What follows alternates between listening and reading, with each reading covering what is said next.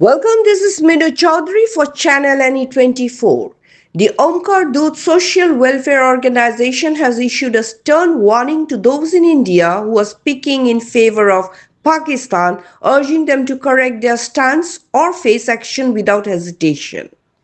On Sunday evening, under the initiative of this organization and with the cooperation of Kanak Sangha, a silent candlelight march was organized with the participation of men and women from the Kanakpur area. The march passed through Kanakpur, Mahadev Bari Road and Sharatpalli Rangekhari areas. During the silent procession, the protesters strongly condemned jihadi activities and demanded strict action against Pakistan. The march saw full participation from all sections of the community, including children, teenagers, women, men of various ages.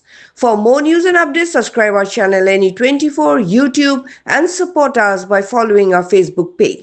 সবার যৌথ উদ্যোগে একটি মোমবাতি মিছিল বের করেছি। পহেলগাম যে সন্ত্রাসবাদী আক্রমণ হয়েছে, এই সন্ত্রাসবাদী আক্রমণের বিরুদ্ধে আমাদের প্রতিবাদ জানাতে আমি ধন্যবাদ জানাই সবাইকে যারা আজকে এই মনোমিছিলে উপস্থিত হয়েছেন। তৎসঙ্গে আজকের যে কভার করছেন মিডিয়া, ওনাকেও অশেষ ধন্যবাদ। আজকের মেন কথা হচ্ছে যে আমরা এই মিছিলের মাধ্যমে যে সন্ত্রাসবাদী মনোবৃত্তি রাখা যে পার্শ্ববর্তী দেশ এবং দেশের ভিতরে আমাদের যে দুশ্মন আছেন তাদেরকে একটি কড়া বার্তা ওদের কানে পৌঁছে দিতে, যে আমরা আর সহ্য করব না, যা হবার হয়ে গেছে। আমরা আজকের মিছিল সম্পূর্ণ শান্তশিষ্ট ভাবে করে যাচ্ছি, শুধু ভারতের জয় জয়কার করে এই নারাটি দিয়ে। কিন্তু আগামীতে যদি প্রয়োজন পড়ে আমাদের দেশের উপর যদি কোনো রকম আক্রমণ হয় বা ধর্মভিত্তিক যদি কোনো রকমের আক্রমণ হয়, যা আগের থেকেও হয়ে আসছে আর এবারও হয়ে গেছে, আমরা দেখছি, আপনারা সবাই জানেন।